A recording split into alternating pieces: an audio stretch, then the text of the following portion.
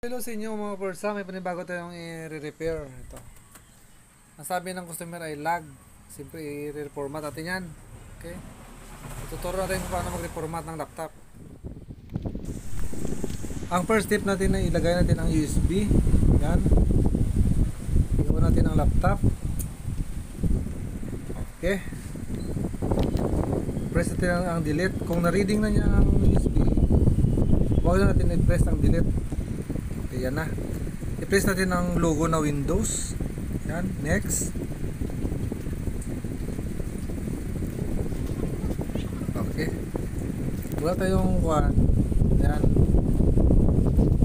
Okay, next mo lang. Yan ang favorite ko sa baba. Mas maganda yan siya na OS. Okay, next. Yan, next mo lang. Mas maganda yung version na ganyan. Okay, I accept. Next naman, piliin natin sa baba. Okay, yan. May mga partition yan siya, so ipang-delete natin yan siya. I-delete natin yan siya. Delete, yan. Siyempre may loading siya ng konti, hintayin na natin. Another naman, pang-delete natin yan.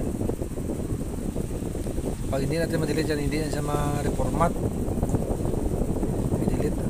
Okay, dito pa sa taas, delete. Okay, delete. So ngayon, buo na siya ng 500 gig. Yan ang number na yan sa baba. Magkuha tayo ng cellphone. 500, i-divide natin sa dalawa. Yan ang hard disk. Ayan. So yan ang sa baba, yan ang equivalent ng 500 gig. I-type natin yan sa cellphone, sa calculator. Yan, and then i-divide natin sa 2. Ayan. Yan ang mag-partition ng hard disk para ma-reformat natin. So i-kuha natin, yan ang equals niya sa baba. Ilagay natin dyan. Yan ang diskarte mga kapwersa para mahati natin ang hard disk sa dalawa.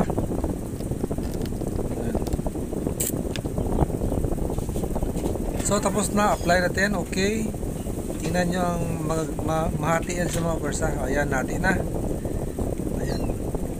Ang local disk, dyan natin ilagay ang OS. Ito sa baba ang backup natin. Ayan, ang kalahati nya.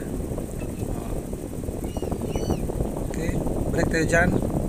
Dyan natin ilagay ang OS ng laptop. Ayan, next natin. Okay. Pag nag-loading na siya mga persa, hintayin mo lang, matatapos lang yan siya. Okay. Ipapas forward lang natin para mas mabilis ang ating pag-video. Yan.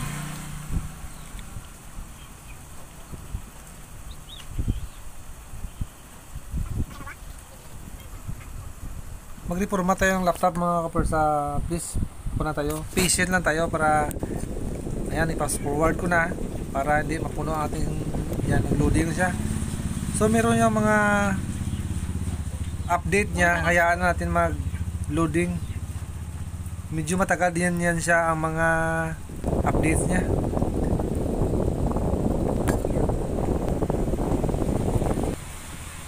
Okay, ayan na, lumabas na siya. Ibig sabihin konti na lang matatapos tayo mag-reformat mga kapersa. Simple lang mag-reformat ka persa, step by step lang tayo. Okay. Walang cut ito mga persa, fast forward lang. Para masubaybayan talaga. Okay, pag ganyan, skip mo lang. Yan. Okay. Siyempre, patapos natin pag-reformat ng laptop mga persa.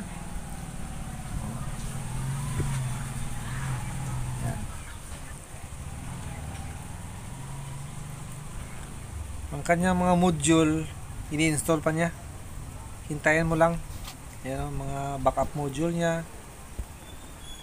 Okay, done na kapersa. Tingnan nyo, brand new na ulit, bagong bago. Ayan. Yan lang mga kapersa ang mababahagi ko ngayon. Thank you for watching. Okay.